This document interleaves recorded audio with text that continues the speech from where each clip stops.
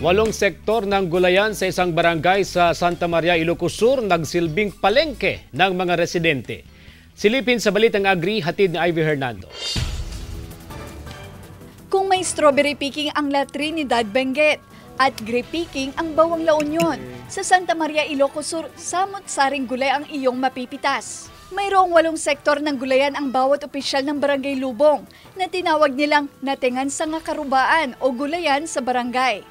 Kanya-kanyang pitas sa mga residente at prinepresyuhan, depende sa kilo o dami ng bibilhin. Pero minsan libre na ring ibinibigay. Para fresh po yung bibilhin nila at mas mura po dito sa barangay natin. Hindi lang daw nakakatipid sa pamalengke ang kanilang kabarangay, kundi maging sa pamasahe. 4 na taon na ang proyektong ito ng barangay at prioridad daw nila ang mga miyembro ng 4Ps. At mula nang mailunsad ang proyektong ito, wala nang batang malnourished dito sa barangay. Ilang chikiting din ang ine-enjoy ang pamimitas ng gulay. Gaya ng 2 taong gulang na si Ara.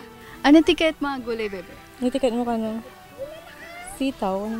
Sitaw. Sitaw. Sitaw. Para kahit bata pa siya, matuto siyang kumain ng gulay.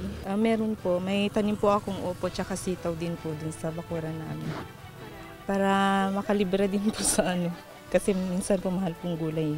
Ang 4Ps member na si Aling Magdalena, dito na rin namimili ng gulay. May mayat na tititipagalak, ma'am, tamang kamura. Nagpapasalamat ang mga opisyal sa mga nagpahiram ng kanilang pribadong lote para may sakatuparan ang proyekto. Kasama si Norman Racca, ako si Ivy Hernando, naghahatid ng Balitang Amyanan.